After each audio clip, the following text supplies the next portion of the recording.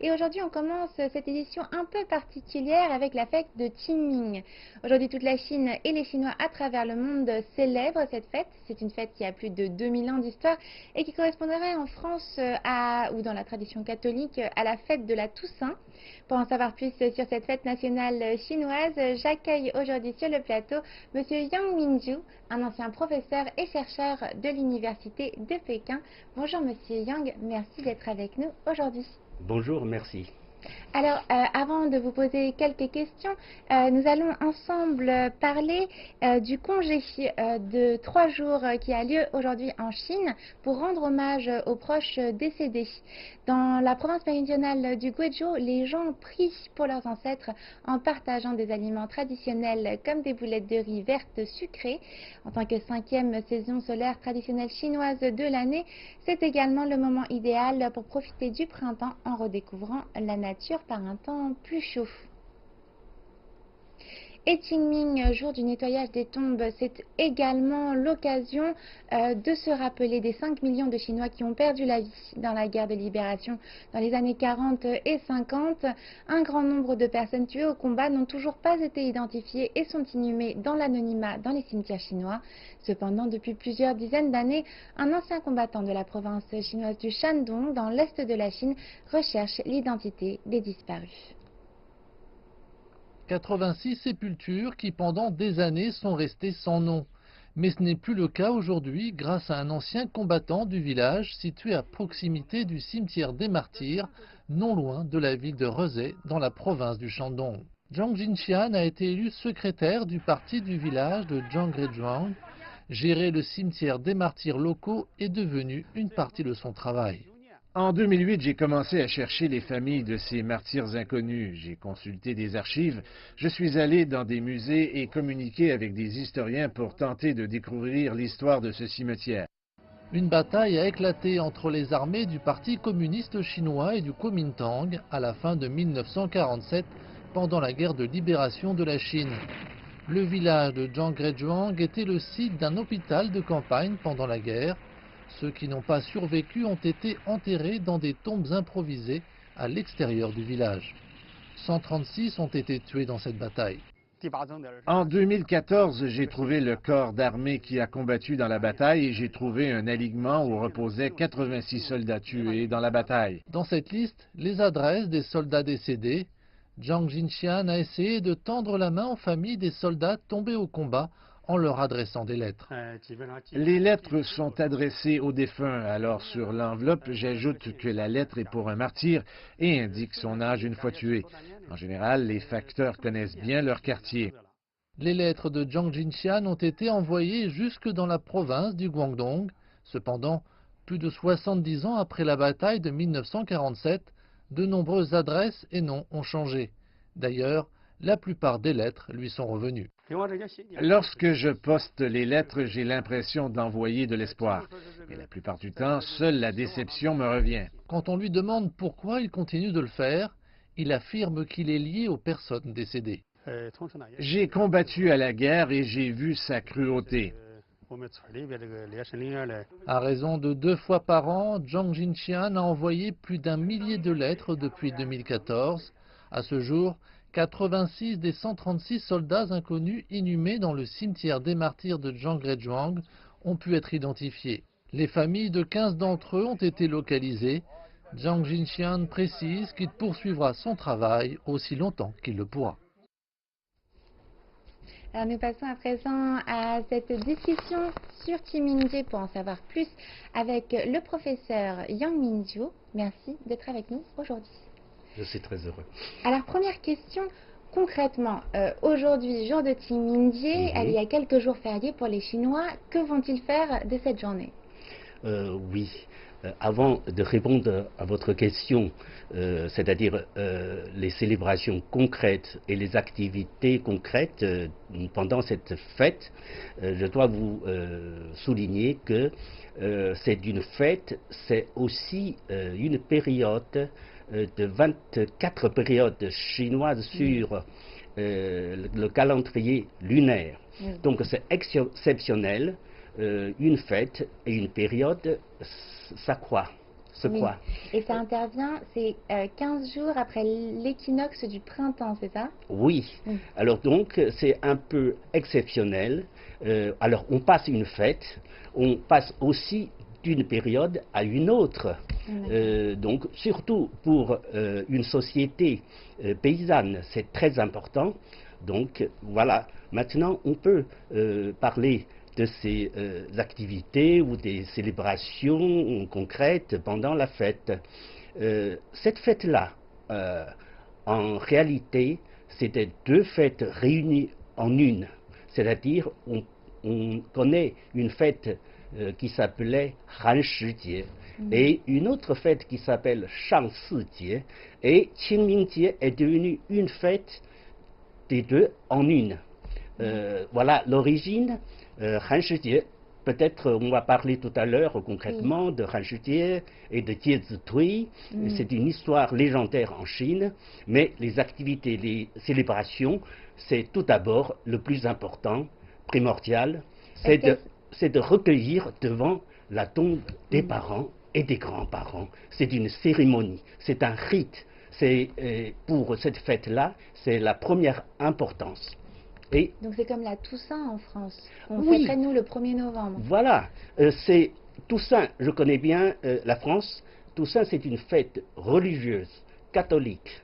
Alors, mais en réalité, les Français, ils sont en commémoration, ils se recueillent devant la tombe de leurs parents également, de leurs ancêtres.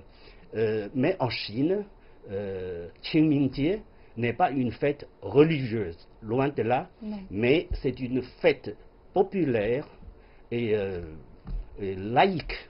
Donc, c'est à part ce recueillement devant les tombes des ancêtres, des défunts, voilà, il y a une série d'activités. Ensuite, pendant les vacances de 3 jours, voilà, on a parlé des 3 jours de congé. Alors, d'abord, on se réunit, la famille, les jeunes, ils sont de retour en famille, les personnes âgées les reçoivent avec un repas, et puis ensuite, on fait pas mal de choses.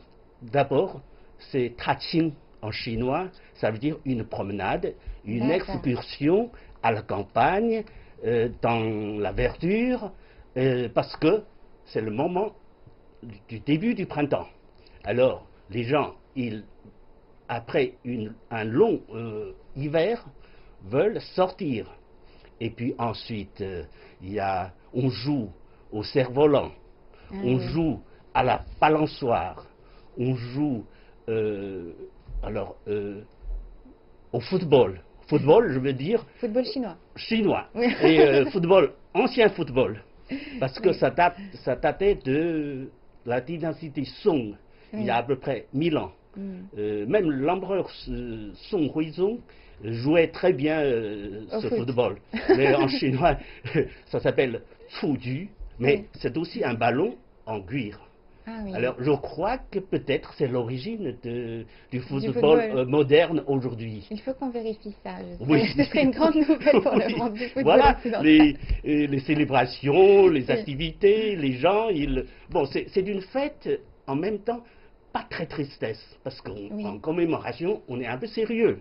Mais après cette commémoration, on est plutôt en joie pour s'approcher de la nature, parce que le temps devient très beau, les arbres sont en fleurs, la saule est devenue verte, voilà, tout est beau, et on commence aussi à planter des arbres en ce moment. Voilà. Et alors, en ce moment, à travers tout Beijing, on voit beaucoup de gens au coin des rues brûler ou vendre des petits papiers avec différentes choses dessus. Ça peut être des petits papiers en forme de billets de 100 yuan. Ça peut être des papiers en forme de vêtements, des papiers en forme de fruits. En fait, on trouve des papiers imprimés avec toutes sortes de motifs. Donc, si j'ai bien compris, qu'on voudrait faire passer dans le monde des ancêtres, c'est ça ? Oui, exactement. Vous avez bien compris cette tradition chinoise. Parce que c'est une façon d'envoyer de l'argent aux ancêtres qui sont sur la terre, dans un autre monde. Donc, les Chinois, je pense que c'est un peu superstitieux. Pourquoi? Parce que on croyait dans l'ancienne Chine que dans l'autre monde, on devait aussi avoir de l'argent pour consommer. Et les empereurs, les rois dans l'ancienne Chine, alors leur enterrement, c'est d'un grand mausolée, il y a tout un accompagnement. Il y a donc les nourritures, il y a les céréales, de l'alcool, du vin, tout ce qui est nécessaire dans la vie était accompagné, était enterré, mais les empereurs, ils ont donné un exemple. Mais la population, le petit peuple, n'a pas tout ce genre de choses à accompagner le défunt, mais on brûle des papiers un peu en forme d'argent en pièces métal. Hein? Alors, dans le sens d'envoyer de l'argent à leurs parents défunts dans la tombe. Comme si le monde de l'au-delà était comme le nôtre, mais juste sous terre, du coup avec des magasins, on peut dépenser cet argent. Et l'histoire nous dit que sous terre, il y a aussi toute une société, il y a un empereur, et il y a un procureur, il y a un gardien de la porte du monde souterrain. Alors il faut payer pour entrer. Mais ça c'est comme chez les Grecs. Vous savez, les Grecs qui sont enterrés avec 2 pièces de monnaie sur les yeux. C'est une autre grande civilisation ancienne. Oui, et ils devaient donner les pièces qui étaient sur leurs yeux aux passeurs pour pouvoir rentrer également dans le monde de l'au-delà. Oui. Et alors justement, est-ce qu'on peut revenir sur cette légende de Han She, la légende, alors si je comprends bien également, un festival des nourritures froides? Oui. Quelle idée? Pourquoi? C'est ça, parce que c'est ce dont j'ai parlé tout à l'heure, de cette fête qui s'appelle Han Shi, mais Qing Mingjie était le descendant de Han Shi, parce que avant c'était une histoire qui datait des royaumes du printemps et de l'automne, et les royaumes des combattants. Alors c'était, ça date de 8 siècles avant notre ère, avant Jésus-Christ. Il y a eu toute une histoire qui rappelle que le prince du royaume Jin, Jin, c'est le Shanxi, la province du Shanxi actuellement. C'est le royaume Jin, le prince Chong'er qui est en exil avec sa suite, et puis il traversait un désert sans nourriture.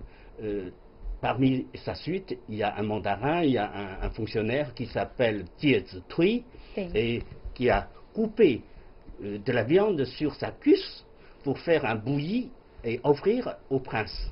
Et puis, des années après, le prince est devenu sur le trône, est devenu le roi. Il voulait remercier toute sa suite pendant son exil, mais Jie Zitui, il l'a oublié. Et Jie Zitui, c'était quelqu'un de droit dur, qui ne voulait pas être nommé grand mandarin, etc. Il est parti avec sa femme dans une montagne qui s'appelle Mianshan, dans le Shanxi. Et les autres rappellent au roi que vous avez oublié une personne qui vous est très importante, qui vous a sauvé la vie, c'est Jie Zitui. Ah oui, le roi, enfin, il a envoyé à chercher partout, non? Jie Zitui était dans la montagne. Alors, il ne sortait pas. Ils ont pensé à un moyen, c'est-à-dire de brûler les arbres pour qu'ils sortent de la montagne, mais enfin, il est brûlé là-dedans.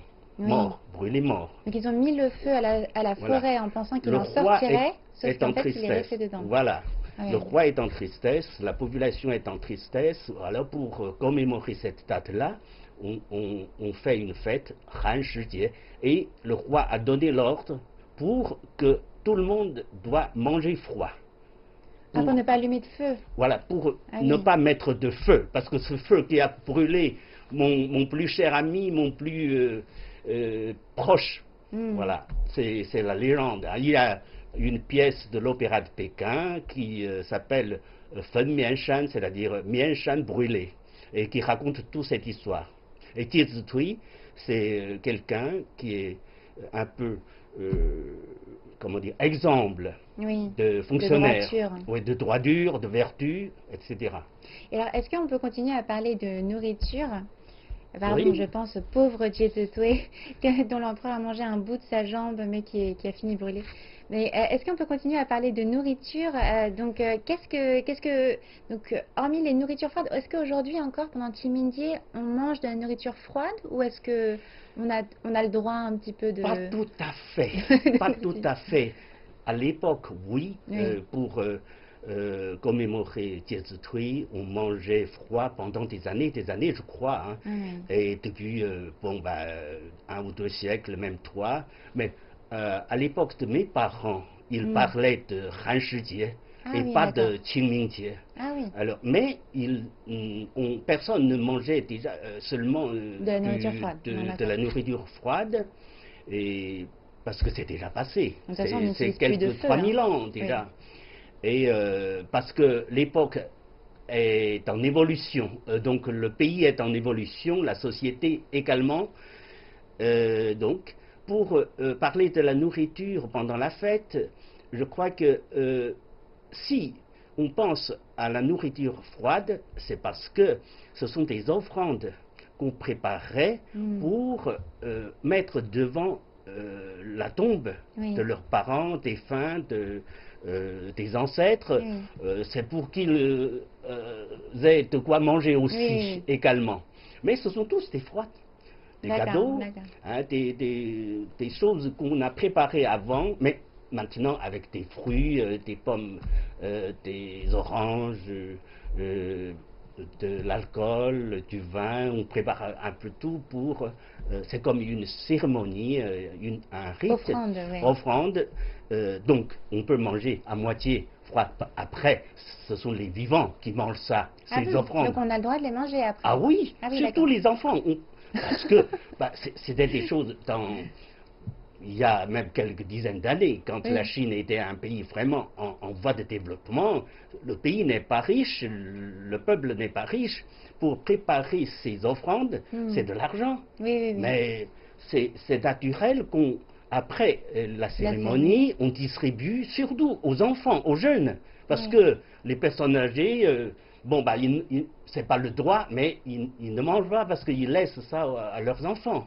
C'est déjà assez bon, mais assez précieux. Ok. Voilà. Mais les vivants, donc, hormis les offrandes, eux mangent des qingtuan, c'est ça? Oui, ça c'est la nourriture pour la famille réunie. Alors on doit préparer quand même, et surtout maintenant, un repas. Et quelquefois, on ne mange plus à la maison. On réserve un restaurant, une table pour cette réunion, mais quand même, la fête Qingmingjie n'est pas, la nourriture n'est pas aussi importante par rapport aux autres fêtes traditionnelles comme le Nouvel An chinois, comme le Duan Wu Jie pour les Zongzi et pour les autres fêtes. Hein.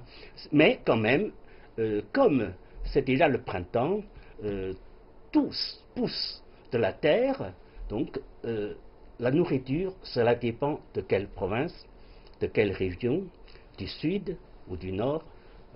Vous avez parlé de ce fameux qingtuan, mais ce qingtuan, c'est surtout une nourriture occasionnelle de cette époque pour les gens de Zhejiang, Jiangsu, Shanghai et cet endroit-là. Parce que la fabrication de qingtuan nécessite quelque chose de très exceptionnel. Il y a ce armoise, un herbe, mais c'est aussi une plante médicinale de tradition chinoise qu'on met dans ce qingtuan Et aussi, il y a des riz, la farine du riz gluant. Il y a encore une farce un peu sucrée. Oui. Voilà, c'est la couleur verte, Oui. c'est le printemps, c'est un peu symbolique. Voilà. Donc, pour rappel, c'est des boules de riz glutineux, Glutineux, oui. vert. Oui. Et c'est cette herbe, l'armoise, qui donne la couleur verte? Non, c'est cette herbe qu'on écrase pour avoir la sauce. Comment dirais la sauce?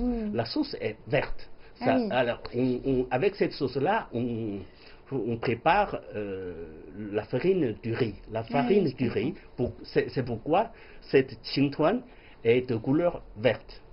Et alors, donc toujours sur le sujet de la nourriture, enfin plutôt des boissons à ce moment-là, l'impact de Qingming est également économique en Chine, puisque apparemment, donc, dans la culture du thé, un thé qui est récolté avant Qingming sera considéré supérieur à un thé récolté après.